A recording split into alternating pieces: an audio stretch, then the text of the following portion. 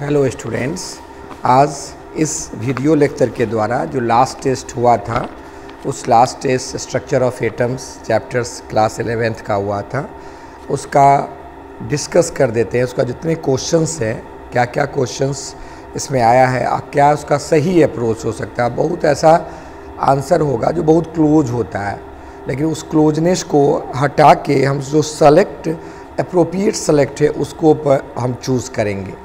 हो सकता है ये क्वेश्चंस तुम्हारे डीपीपी में कुछ अलग अप्रोच से किया गया हो और तुम्हारा जो ये टेस्ट पेपर में कुछ अलग अप्रोच आए। इसके लिए घबराने का कोई ज़रूरत नहीं है। जो करेक्ट अप्रोच है, जो ऑलमोस्ट सही है, उसकी पर हम लोग विचार करेंगे।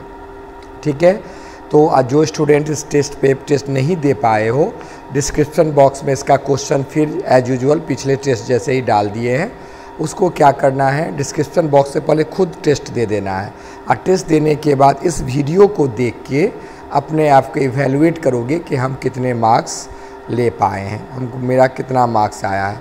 इस क्वेश्चन में 46 हाईएस्ट उठा है, तो 46 बहुत अच्छा हुआ आउट ऑफ 50 में, तो ये बहुत अच्छा परफॉर्मेंस है। तुम लोग अपने आप को चेक कर लेना कि हमारा कितना सही है। ठीक है, तो हम चलें अपने क्वेश्चन को डिस्कस करने के लिए। तो फर्स्ट क्वेश्चन हम लोग का जो है ना, चैप्टर समझ गए, स्ट्रक्चर ऑफ एटम है ना, और ये चैप्टर क्लास 11th का है, क्लास 11th का। फर्स्ट क्वेश्चन नंबर 1 ये क्या कहता है, जनरेशन ऑफ एक्सरे। एक्सरे कैसे जनरेट होता है, जब हम लोग कैथोड रे को डालते हैं हार्ड मेटल पर। ठीक है, तो कैथोड रे भी होना चाहिए, हार्ड मेटल भी होना चाहिए, लेकिन यहाँ जब हार्ड मेटल में डिस्कस है, सेलेक्टिव मेटल है मॉलिब्डेनम, वो बहुत सेलेक्टिव मेटल है। तो एक्चुअली कैथोड रे तो फिक्स वैल्यू है, हार्ड मेटल भी फिक्स है, लेकिन कौन सा hard metals, appropriate hard metal कौन है, तो मॉलिब्डेनम। तो अगर हम ऑल ऑप्शन पर नहीं विचार करके हम अगर सेलेक्ट एक पर्टिकुलर आंसर को चूज़ करें तो हमारा ऑप्शन क्या हो जाएगा, मॉलिब्डेनम ट्रांजिशन मेटल। तो फर्स्ट का क्वेश्चन नंबर क्या हो गया, बस सी। एकदम ध्यान देना, जो अप्रोप्रिएट अप्रोच हो उसी को हम लोग गौर करेंगे। हो सकता है ओवरफ्लो कॉमन आंसर में हम ऑल ऑफ दीज कह दिया जाए, लेकिन अप्रोप्रिएट क्या है, X-ray when X-ray generated by accident of या bombardment of ray on cathode ray on किस पे, hard metal like molybdenum. Molybdenum particular है, हार्ड मेटल भी है, लेकिन मॉलिब्डेनम डाल दिया है, इसीलिए हम मॉलिब्डेनम को हम चूज़ करेंगे, मॉलिब्डेनम को। Which one is not correct, कौन सा सही नहीं है। तो थर्ड ऑप्शन में देखो दिया हुआ स्पीड ऑफ एनोड रे, कैथोड रे से कम होता है लेकिन बहुत कम नहीं होता, वेरी कर दिया, तो वेरी वाला इनकरेक्ट हो गया, यानी दूसरा का क्या ऑप्शन हो गया, सी ऑप्शन। क्वेश्चन नंबर 3 में देखो कि charge on electron discovered by, जानते हो डिस्कवर्ड बाय एक एक्सपेरिमेंट किया गया था मिलिकन के द्वारा, उसका नाम है oil drop experiment. Oil drop experiment, उस एक्सपेरिमेंट के द्वारा चार्ज, जो इलेक्ट्रॉन का चार्ज जो होता है उसको पता लगाया गया था। तो इसमें ऑप्शन नंबर क्या हो जाएगा, डी ऑप्शन। क्वेश्चन नंबर 4 देखो, 4 कह रहा है कि electrical discharge through the gases could be observe when. Electrical discharge कब, जब हम लोग ट्यूब लिए थे तब प्रेशर को वैक्यूम ट्यूब से कम कर दिए थे, वैक्यूम पंप से लो कर दिए थे और वोल्टेज को हाई कर दिए थे। तो इसमें low voltage, low pressure and high voltage को चूज़ करना है, जो किस ऑप्शन में है, डी ऑप्शन में। क्वेश्चन नंबर 5 देखो कि difference arrangement of neutron and proton, जब न्यूट्रॉन प्रोटॉन का न्यूक्लियस में अरेंजमेंट डिफरेंट हो जाएगा तो उससे उसका हाफ लाइफ पीरियड चेंज हो जाएगा, टी हाफ जिसको कहते हो, चेंज हो जाएगा। और जब ये टी हाफ चेंज हो गया उसको हम लोग कहेंगे nuclear isomer. What is it, is nuclear isomer. Option number C option. Question number 6 पर चलें। क्वेश्चन 6 क्या कर रहा है कि select the correct order of the penetrating power. जानते हो गामा रे का सबसे ज़्यादा, उससे कम बीटा का, सबसे कम क्या अल्फ़ा का, अल्फ़ा सबसे कम, उसके बाद बीटा गामा। ये ऑप्शन किस में है, ये ऑप्शन ए में है, इसमें क्या ए में टिक लगाओगे। क्वेश्चन नंबर 7, पेनिट्रेटिंग पावर समझते हो, छेद करने की कैपेसिटी, अगर छेद करने की कैपेसिटी सबसे ज़्यादा गामा रे में है। नेक्स्ट है chemical compound property of atom is control by, किसी चीज़ का केमिकल प्रॉपर्टी ऑफ एटम को हम कैसे कंट्रोल करेंगे, तो नंबर ऑफ इलेक्ट्रॉन के द्वारा कंट्रोल करते हैं और नंबर ऑफ प्रोटॉन के द्वारा भी कंट्रोल करते हैं। क्यों कि प्रोटॉन इलेक्ट्रॉन हेल्ड किए रहता है, प्रोटॉन इलेक्ट्रॉन को प्रोटॉन हेल्ड किए रहता है, तो अगर दोनों का प्रॉपर्टी डिसाइड करेगा उसका केमिकल प्रॉपर्टी कैसा होगा, तो केमिकल प्रॉपर्टी दोनों पर डिपेंड करेगा। तो बोथ वाला ऑप्शन देखो डी में है, 7 का क्या हो गया, डी ऑप्शन। क्वेश्चन नंबर 8 पर पहुँचे। 8 क्या करा कि which postulate of Thomson observe almost correct. Thomson से आप ये सही बता दिए थे कि एटम न्यूट्रल इसलिए होता है कि number of positive charge must be equal to number of negative charge. ये एक रीजन सही हो सकता है, ऑलमोस्ट सही है। तो यानी कौन ऑप्शन है, ये ऑप्शन नंबर बी में है, ऑप्शन नंबर बी में है। क्वेश्चन नंबर 9 पर पहुँचे।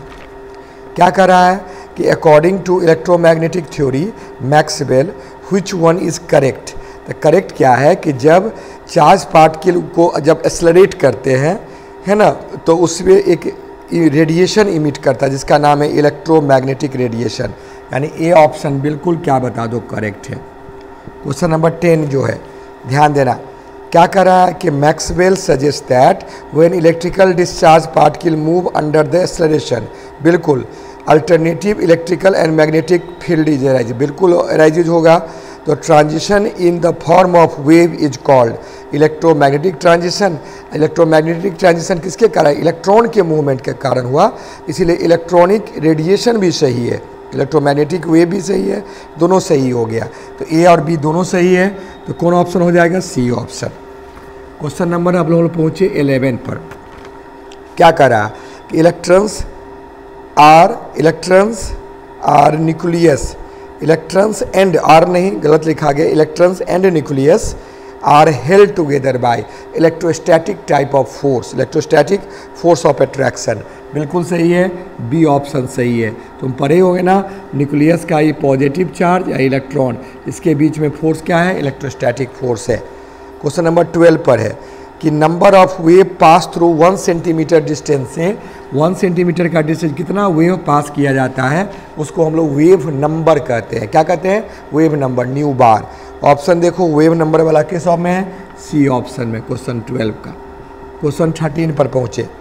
क्या कर रहा है कि wave length of the visible raise lies between, visible अगर तुमको नैनोमीटर में दिया हुआ तो 3800 नैनोमीटर से 7600 नैनोमीटर के बीच में, बहुत जगह 78 भी दिया रहता है, तो 7600 नैनोमीटर। ये ऑप्शन नंबर किस में है, ऑप्शन नंबर सी में है। क्वेश्चन नंबर 14 पर पहुँचो। 14 क्या कर रहा है कि मिनिमम फ्रीक्वेंसी ऑफ, फ्रीक्वेंसी जिसको हम लोग कहते हैं न्यू ज़ीरो, और on which photo electric effect can not observe, उसको जो मिनिमम फ्रीक्वेंसी जिस पर फोटो इलेक्ट्रिक उससे नीचे नहीं हो पाता है, उस मिनिमम फ्रीक्वेंसी को हम लोग क्या कहते हैं, थ्रेश होल्ड फ्रीक्वेंसी।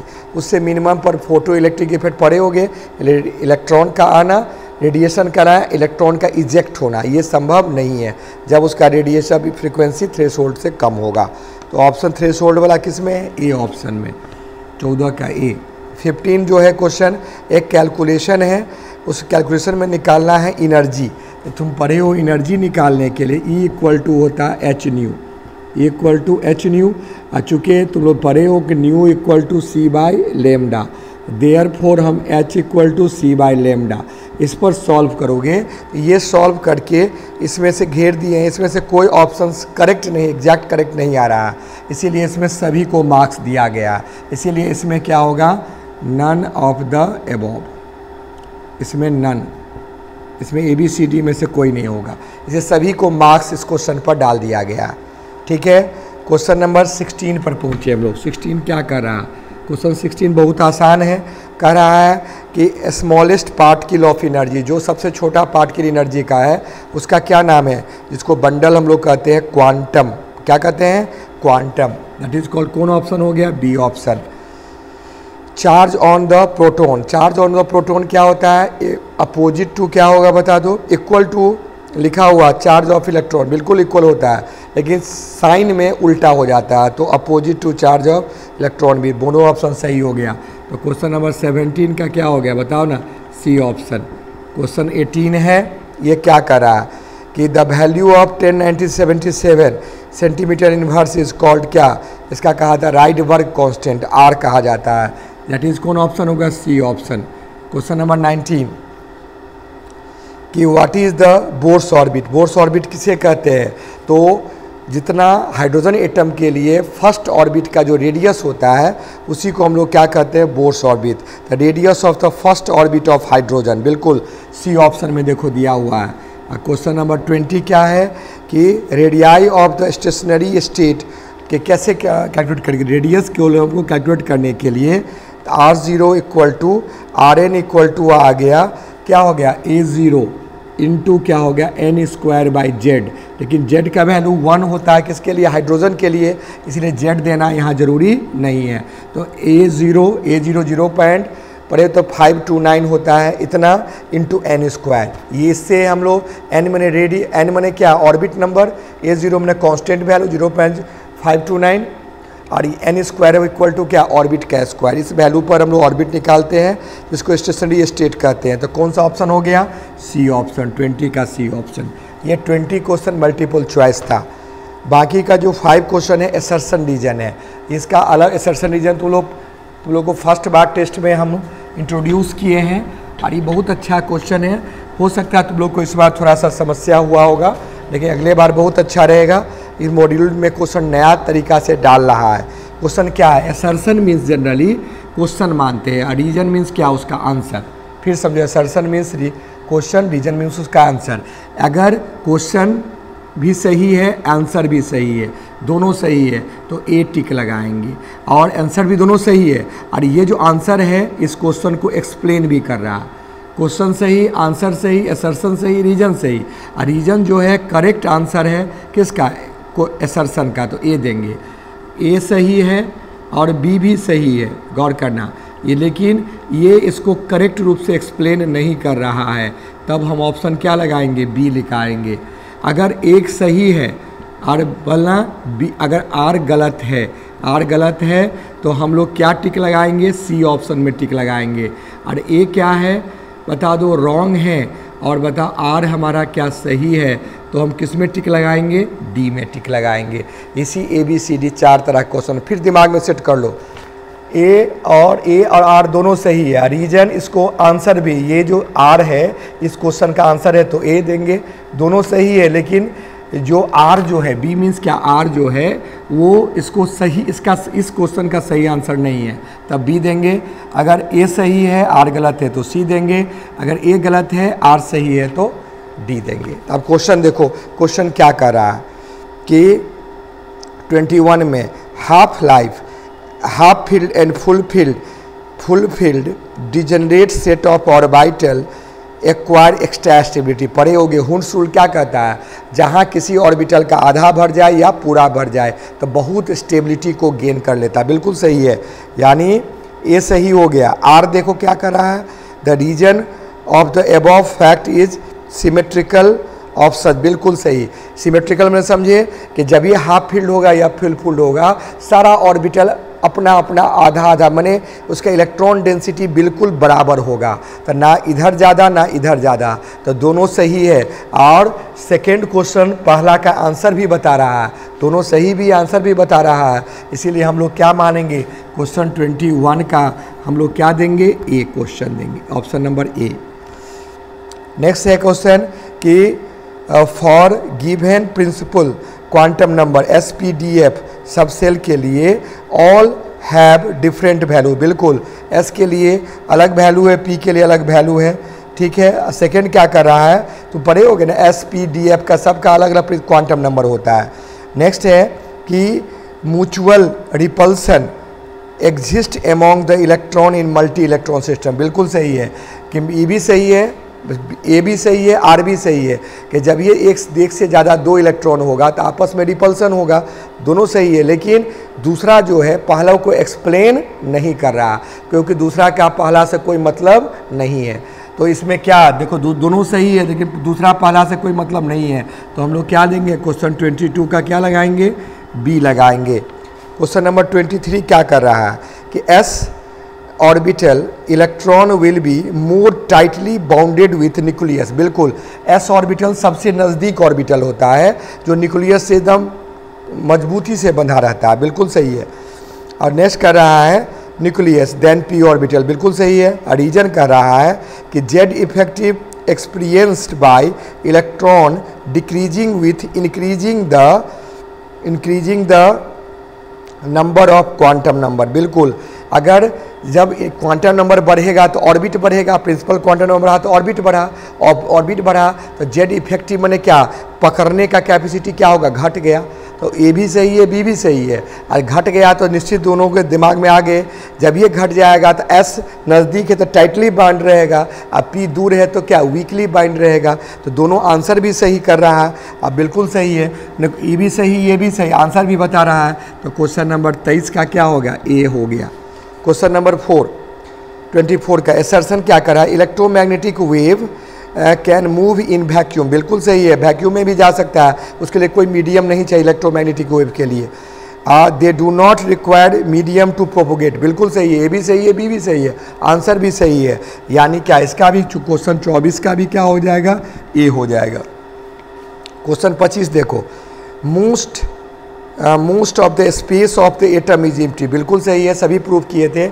एटम का अक्सरहा भाग क्या है, खाली है। क्यों, बहुत सारा अल्फा रे निकल रहा था, रदरफोर्ड का एक्सपेरिमेंट भी पढ़े हो। ठीक है, मोस्ट ऑफ द अल्फा रे passed through the fuel without undeflected. बिल्कुल सही है। जो 20,000 रे को हम लोग पास करवाए थे 20,000 में, उसमें बोले थे ना 99.9% रे सीधे निकल गया था। इसका मतलब क्या इंडिकेट कर रहा है, एटम का अक्सरहा भाग क्या है, इम्प्टी है। ये भी सही है, बिल्कुल सही होगा। तो क्वेश्चन नंबर कितना हो गया, 25 का। ये भी पहला भी सही है, दूसरा भी चाहिए, दूसरा पहला को एक्सप्लेन भी कर रहा है, इसका भी क्या होगा, ए होगा। देखो ज़्यादातर असर्शन रीजन का क्या, ए आ गया। इस प्रकार आज नया, अगर किसी में और दिक्कत हुआ होगा तो कमेंट बॉक्स में ज़रूर डालना कि सर दिक्कत है, फिर हम बता देंगे। अगर वीडियो को रिमाइंड बैक करके स्टॉप करके फिर बार बार जो बोले हैं सुनोगे, अपने दिमाग में चला जाएगा। इस तरह का क्वेश्चन एग्ज़ाम में इंट्रोड्यूस किया जाएगा। इसीलिए तुम लोग पहले से अगर क्वेश्चन अपने क्लासरूम टेस्ट देते रहोगे तो आगे तुमको दिक्कत नहीं होगा। अब अपने आप को इवैल्यूएट कर लो, अब देखो उसमें कितना सही है, और जो नहीं दिए हो टेस्ट, अपने आप को टेस्ट देना है। ठीक है, कंप्लीटली वीडियो को देखो, बढ़िया से अपने स्कोर को बताओ। सबको अगेन ऑल द बेस्ट, बहुत अच्छा टेस्ट का परफॉर्मेंस किए हो, सबको बेस्ट ऑफ लक। या ऐसे ही परफॉर्मेंस हमेशा करते रहो, क्योंकि 50 में 46 मार्क्स लाना अपने आप में ये बहुत अच्छी बात है। Okay, thank you for watching.